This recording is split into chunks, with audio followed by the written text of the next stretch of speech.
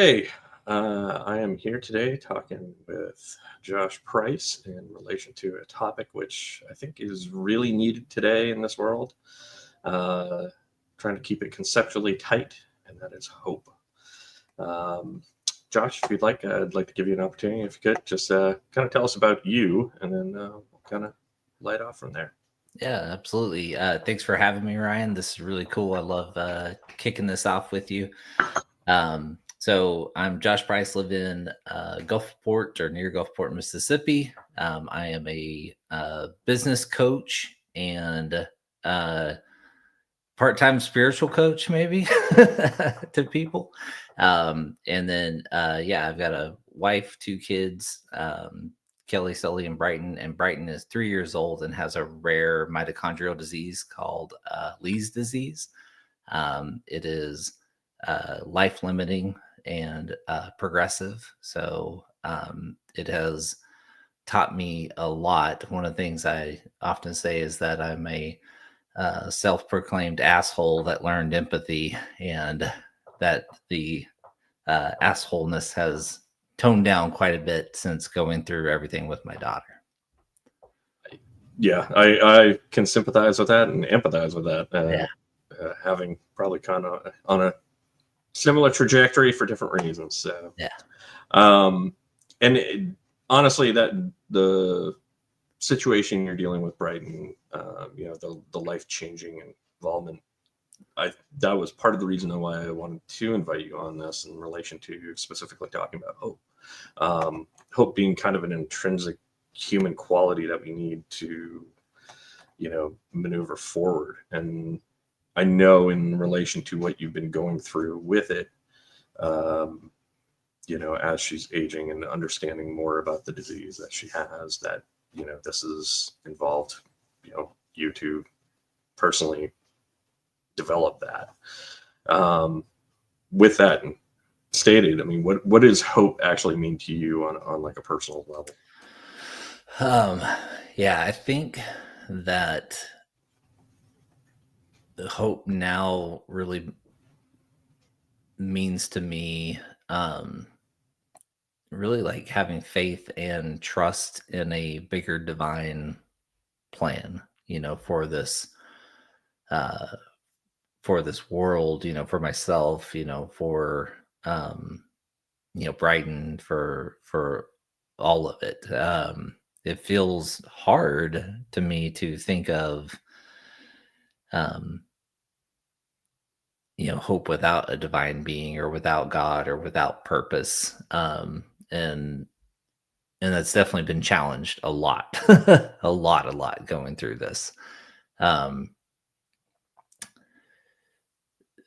but I think with that, though, that has really anchored me towards more positivity and less negativity in my day-to-day interactions, how I see the world, and how I am trying to create a better world through my actions, is really through that hope.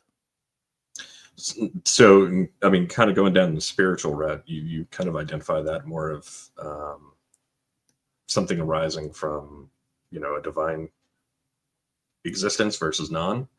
Um, Me personally, as an atheist, probably somebody who's on a spiritual spectrum, but still on the atheist scale of things. I, on the other end of it, I kind of see it as something that is not necessarily divine inspired, but something more deeply rooted in the spirit of who we are. Hmm. Um, do you feel that like there is something that you can be given to the non-spiritual? I mean, if one can lead into the spiritual side of it to find inspiration, do you find that there's a way of tapping into that as well for the non-spiritual? Man, that's a good question and a hard question for me to answer. Do I think that there's nothing there for the non-spiritual?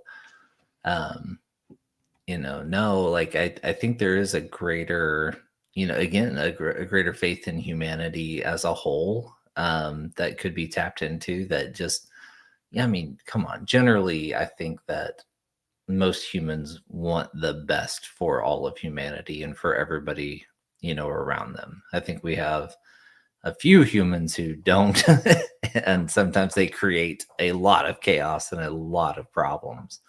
But it just reminds me of Anne Frank, saying like, and this going to the Wayback Machine because I can't remember what this was, middle school something when Yeah. we had to read that, but I conclude that most people are good, despite everything that happened to her, and I think I really do find that to be true when I speak to individuals and everything, just on a day-to-day spectrum, no matter where they are on the spiritual spectrum, the political spectrum, anything. I just find so much commonality of wanting the best, for themselves, for their family, for this planet, and all of that.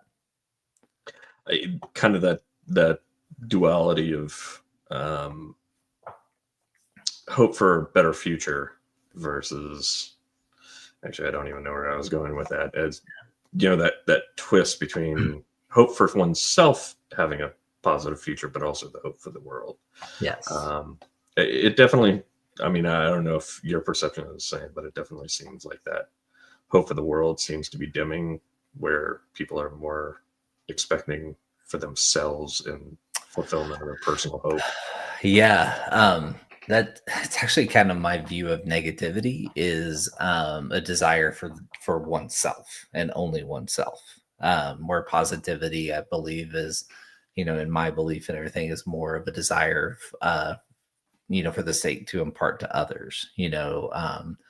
I desire to gain so that I can then impart to others, to give to others, teach, whatever. Love, really, because again, my definition of love is really is to provide provision, protection, and instruction. In life and everything like that seems to be who we love. And when you say things are dimming, I'm afraid they are. Like I don't want to. I don't want to believe that they're dimming, but I'm seeing a lot of selfishness, desire for, themselves. Concern. I think, at least for me, what it seems like I'm seeing is that people are retracting out of a fear of concern, and Yeah. so they're embracing the fear instead of the hope. And in even some of the messages, and I don't want to get political necessarily, but some of the messages that are being preached, that people are more willing to hear the messages of fear Yeah. than they are the messages of hope. And Yes. when you talk about correcting something or adjusting something, it's, well, it can't be fixed. It must be stopped. And instead of breaking it down, it's, how do we take this thing that maybe not working and build it back up? You have to have hope that there's a core to it that is buildable. Yeah. Uh, so yeah, um, I mean, that kind of goes into, if you have hope, and is it truly the opposite of fear? Man. Oh man, what a great question. Right. So fear, I guess I would say, is external. I think it's a lot of times external of some external thing giving me pain, death, a wound less, where doubt I feel is more intrinsic, the same thing. I will do this to myself or whatever. So, um, is hope the opposite of fear? Yeah, maybe so. With courage being the vehicle, that we go after that hope. The thing we embrace Yeah. to pursue. Yeah. How, I mean, I with Brighton, that has Mhm. been, as I understand it, uh, your moment of courage. And not to say that you haven't had others in your life. We all Yeah. have those moments, but that has been at least overpoweringly, Yes. which has created, personality change, fundamental change of who you are. Yes. Without having somebody go through a situation like that, how do you think somebody Me personally, I don't have an answer for this. I'm just curious if Yeah. you do. How does one find that courage to embrace hope over embracing their fears or doubts? Yeah, yeah, absolutely. So I think I kind of have an answer in this. Having owned businesses and being a business coach and being a business mentor, one thing that I find with the people that I work and everything is um, they they do desire they desire a change, right? So in sales and everything, we're kind of taught, that people either are moving away from pain or they're moving towards desire, right? And those things are not, uh, they are not the same thing, right? People are not moving towards, from pain to a desire. It is mutually exclusive of where they are in this continuum. And You want one, and you want to avoid the other. yeah, yeah. Very simply. Yeah. So, what I've found a lot with business owners is they're not trying to move away from pain. They are moving towards a desire. They're moving towards a life that they want and everything. And as I talk to people, I really do find them, in those camps. I just got off a phone call with a client and everything, and he very much right now is moving away from pain. He can't even see the light at the end of the rainbow, or the pot at the end of the rainbow, the light at the end of the tunnel. He's not there yet.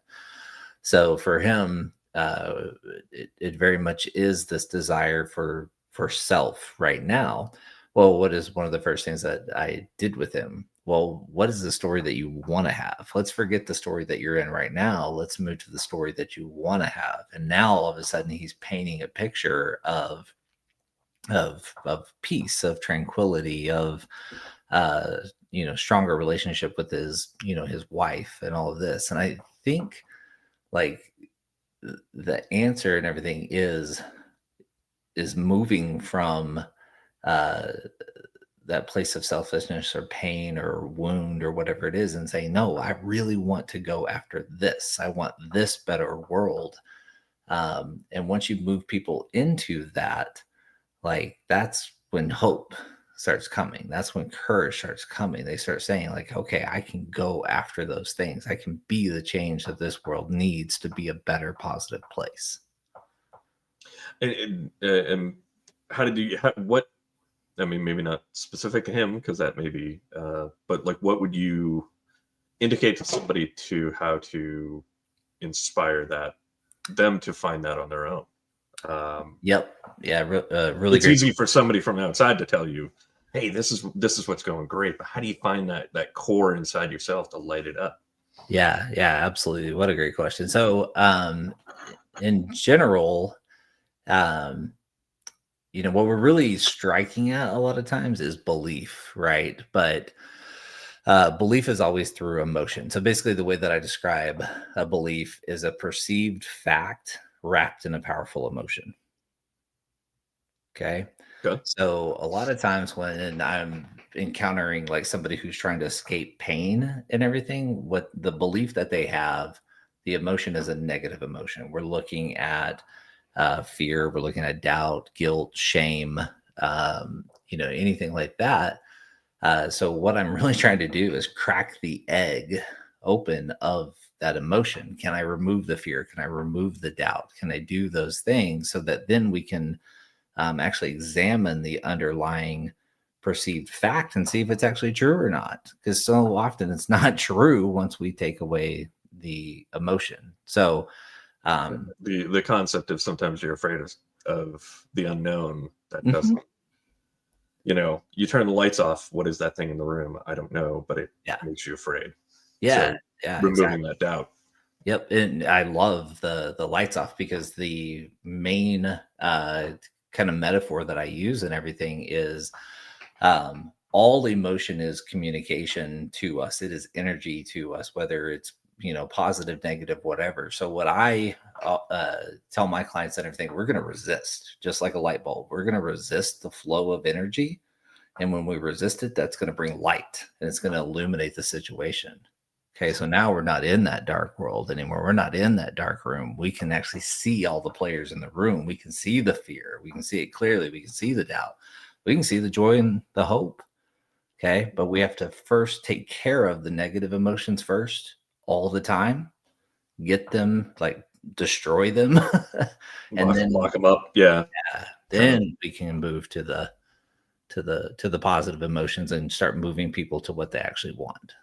So would you say that within that framework is for the development of hope, it is not just the action of moving on the conceptual idea of hope, of whatever you are hoping for to move in that direction, but it is also dispelling the aspects that are preventing you from doing that. Yes. The chains that keep you bound to the ground. Yes. I You used have to, to untether them. right. I mean, you're killing it, man. Like I used to, Have I been to one of your seminars or something? you may have, you may have. The picture that I used to use and everything, and I might have to use it again one day. It was literally of a person climbing a mountain and these massive chains weighing them down, and then this one little teeny rope going to the top. And I'm like, we have to deal with the chains first, right? And once we deal with those, then it makes it easy, and then you can actually cast more ropes up the mountain to get where you want to go. Or if you're smart, you could use the chains. Or you can use the chains. Sure. Yeah. Yeah. Let's see. What in kind of changing tact a little bit, because this is one of the ones that one of the conceptual ideas that always bothers me is the people who believe in hope, or invest in hope, tend to be perceived of as dreamers. Mhm. And there is a difference between somebody who is hopeful and somebody who is a dreamer. Yeah. Conceptually, somebody, at least in my worldview, somebody can hope for something better, realize that the expectation of what can occur is different, but you still hope for, you have that target down the road that you want to hit. You may not get there, but you try to get there. That's where you have to aim for. And a dreamer is somebody who dreams of things, but then never really sets their expectation. At least that's kind of my interpretation of it. From your experience and from what you see from dealing with people, is that fair? I mean, do you have a particular way that you analyze that as well, as far as dealing with grounding people that, bring them from dreaming to reality of kind of a hopeful kind of stance? Yeah. So it's action. Action is the grounding piece. Action is the can we take dream and can we break it down into action today to move us towards that better future, towards that desire, towards those things. And what I've found over and over again in working with both business owners and then just people that I will personally coach and everything, is that will tell me like who they are, is whether they will take the action or not. Right. That's when it becomes practical. That's when it becomes, um, you know, real. And if they don't, then a lot of times I haven't found all of the fear, all of the doubt. There's still something there. They're using the dream to disassociate, to go live in that dream without actually applying any action to it and everything. So it appears as if it's something positive when it's actually not. So the dreamer is the dreamer is the person being held back by their fears and their doubts. Yes. The person who's unable to realize their hopes. Yeah. They're just disassociating into that dream versus disassociating into complaining or whatever else. But action, action speaks louder than words, Right. like every time. Yeah. Nothing happens if you don't act on it. Right. Yeah.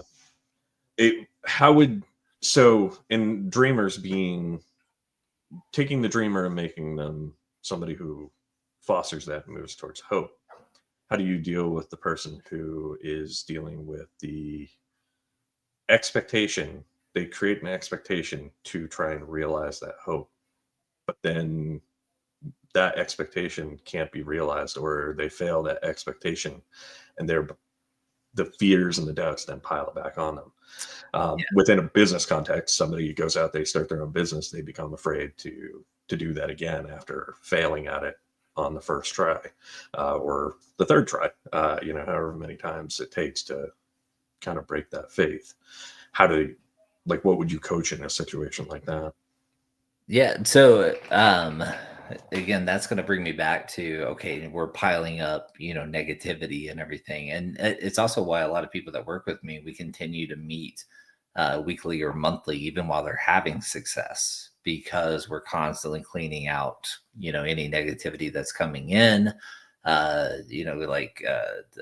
Your opponent, your adversary will definitely throw stuff at you, quite a bit. Even when you think you're doing good, it starts to pile up, and then all of a sudden you spiraling, out of control. I see that all the time. And then people, who stop working with somebody like me and they continue on, right? And then, like you said, they fell. So really, what it comes to is coming back to, okay, we got to figure out their story again. We got to figure out, what is the negative emotion, what are the limiting beliefs, what are those different parts and pieces. I call it laying out the battlefield. We got to lay out the battlefield again, and we got to go back to work clearing out that battlefield. You fought one battle, you haven't won the war. Right. Yeah. Yeah. You present it as an adversarial thing. Is that like one employer versus another, or is that, or one person versus another, or is that the internal battle, or a combination of all? Yeah. So it's really interesting. New business owners are often fighting themselves and fighting what they don't know. Um, Businesses that are scaling are often fighting other businesses that are kind of in their space and almost trying to gain their own voice, their own brand, their own whatever. And then once they pass that, the business owner starts fighting themselves again. Oh, wow. Yeah. Yeah. It seems like that happens, almost every single time.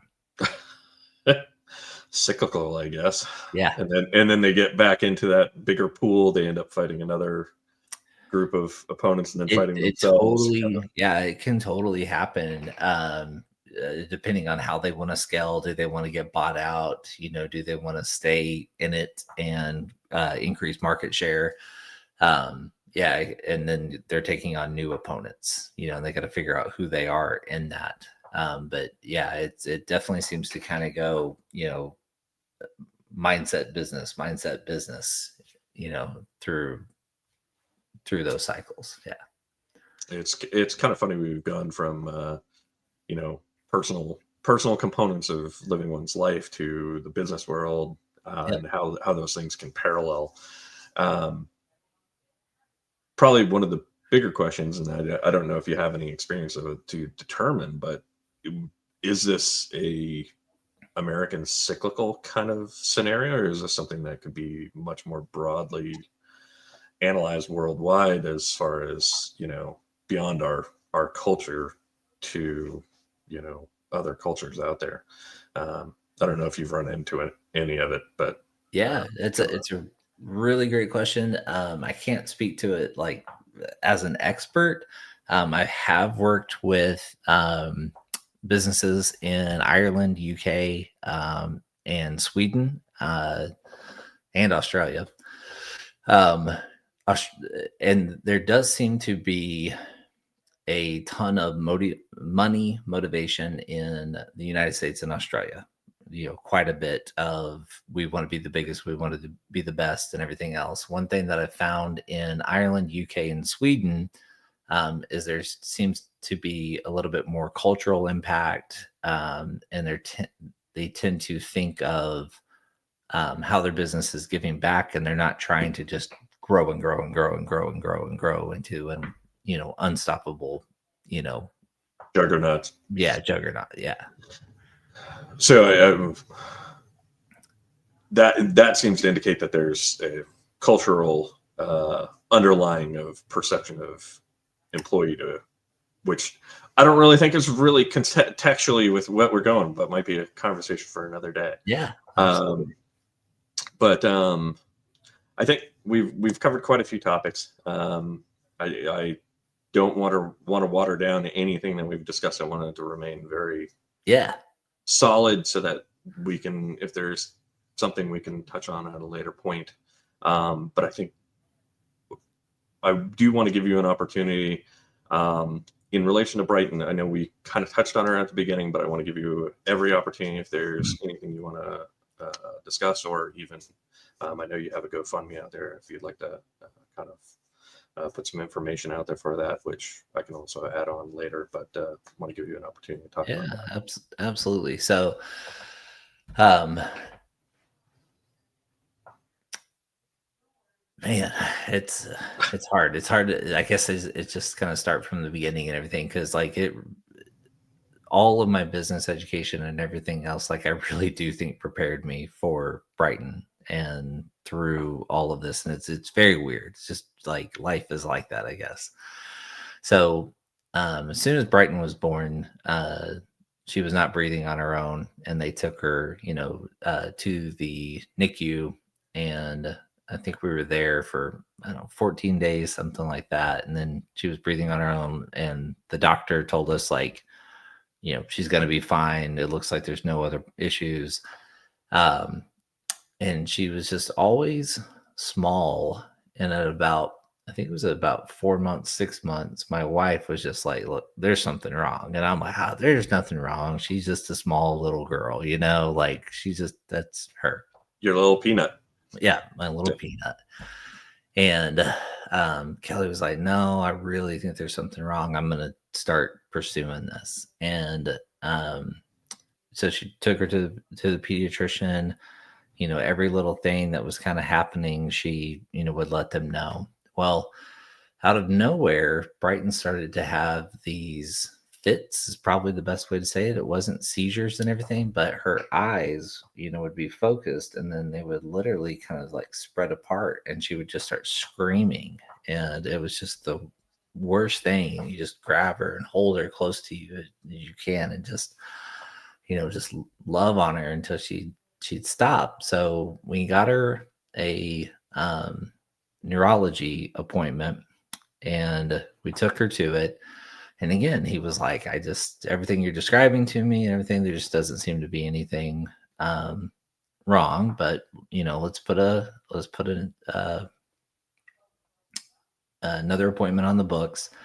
And so we went back for that appointment, and it really was a blessing, but he was holding her and she had one of the fits, and then she threw up all over him. Wow. And so he really was like, okay, yeah, there's something wrong. And Kelly, my wife, was there by herself with Brighton because I was supposed to be traveling. I was actually in New Orleans about to fly out.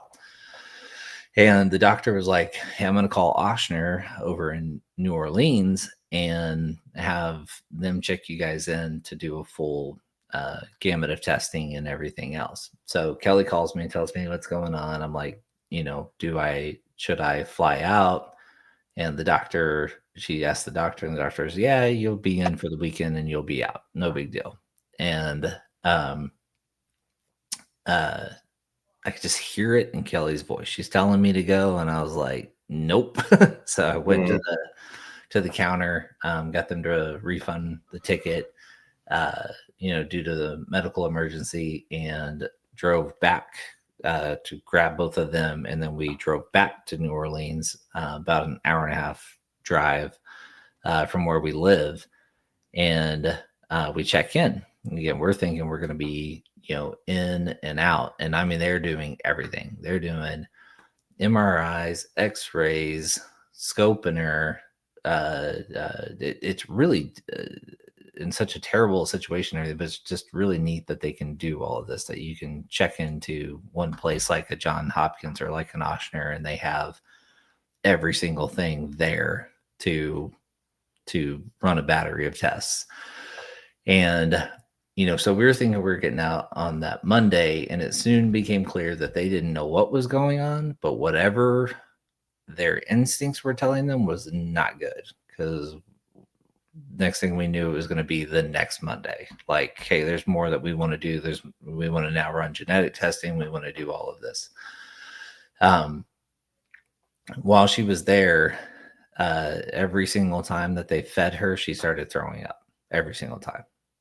And it just got worse and worse and worse. And finally, they came in and were like, we need to put in a G tube, whatever's going on. She needs a port directly to her stomach because something's going on here. We can't figure it out. So it must be. Was that muscularly her throat was rejecting?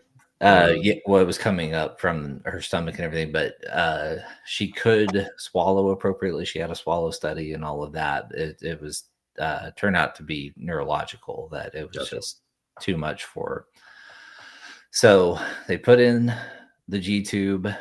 We go home, and she's doing a lot better. She's starting to gain weight, all of that. She's still having some of the fits, but they gave her some Keppra or some drugs and everything to kind of help her out while they were waiting. And basically what they said is they had sent away the Cadillac of genetic tests, and that's what we were waiting for. And it basically came back with the worst news, which was it was Lee's disease. So basically what happens is, the mitochondria is the powerhouse of the cell. Everybody remember that from Schoolhouse Rock or whatever it was. And in the very first part of the I don't know, Krebs cycle, electron transport chain, one of those, he has a genetic mutation right there, so it doesn't create as much ATP as it's supposed to. And 70, like it's almost like 70% of her cells are affected. Wow. So we go home, we take her to Disney, have a great trip, come back, and she is progressively getting worse. So she actually, even with the G tube, she vomited again, asphyxiated, and Kelly gave her CPR and brought her back. So we called the fire department, and then we went straight to the hospital. And while we were there, we basically found that, like, just even the G tube was not going to be enough. She's going to need a GJ tube, so we could give it directly into her intestines now, bypass the stomach. And we also found out that she could no longer breathe on her own. Her oxygen saturation levels were too low. We didn't even know it at the time. And the hardest day of our lives, we're just so overwrought with emotion and everything. The doctor was looking at us and was like, you can trach her or she's going to pass away probably this week. And we were just an absolute mess. And the pediatric ICU doctor who was there on our last trip just happened to walk into the ER where we were, into the clinic, and was like, "What are you doing? Trach her immediately!" like don't even have that debate, right? Like to the doctor, and he looked at us and we were like, "Yes," because we trusted her, so much. So they whisked her off into surgery. We went up and we ended up staying, oh my gosh, I think it was 57 days, almost 60 days in the hospital, learning to take care of her trach, just going through the whole process with her. And it was amazing because it was like we got our little girl back. She, with her not having to breathe on her own and not really having to digest or ingest foods on her own, she just bounced back. She actually started gaining weight, which was absolutely amazing. Gave us a lot of hope. And then we met with the geneticist again, and she basically was like, "Yeah, it's a false hope. Like she's just she's going to get progressively worse, and she has. Um, but at the same time, it's really amazing. Like they told us, um, she wouldn't smile, she wouldn't interact, she wouldn't know who you are. None of that's true. She smiles, she interacts, she knows like when it's me. She knows when it's Kelly or her brother versus a nurse or whatever. The way she lights up. Um, with me, she does something really special. It's amazing. All when I pick her up, every single time she arches her back to look at me. She doesn't do that with anybody else. Um, she absolutely just adores her brother. As soon as she hears his footsteps, she starts yelling out and laughing and just like, uh, come here, come see me. Um, and in all of that, I think the very first lesson that I really learned was, that um, life is a choice. Like I can choose for this to wreck me, or I can choose to really grow and hopefully, help others and everything and have empathy for others in this. And there were days that I wanted to just let it wreck me. I just wanted to devolve into my base self and, give up. Um, And it was really the words of a friend of mine, Angela Cisco, that was like, life is either happening, to you or for you, your choice. And I really, not at that moment, but through that experience, chose like it was going to happen for me. I was going to really help others. And um, with that came a lot of kind of my thoughts about emotion and desire of how they help to guide us, and how like the whole story about the light and resisting it and illuminating and pausing and all of that came out of this, because when I would feel overwhelmed, I just knew it was a time to not disassociate, but actually to associate further, to like, okay, let's feel these emotions, let's understand what's going on within me, right? So that I could heal in this, but that I could also then be better for Kelly, for Sully, for heck, Right. sometimes the doctors and the nurses. Even Brighton herself. Yeah, Like absolutely. everyone that's around you, and Yeah, in a way, you have taken your own advice, and the fact yep, that you have identified your initial hopes for yep, something that the expectation you set an expectation of what you thought that hope was going to be.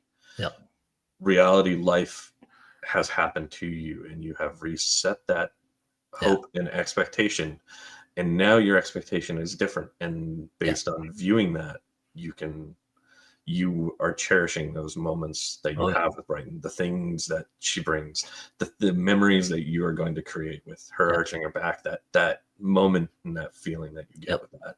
yeah, yeah. And it's And made me want to help other families, with the disabilities and everything. But it's also just made me look at the world a lot differently and just go, no matter where you are and what's going on, like you all have wounds, you all have hurts, you all have these things. So when people start, you know, talking to me, and then, the hate, the vitriol, the whatever, I just go, somebody hurt that person at one point, I'm going to see if they'll let me talk to them.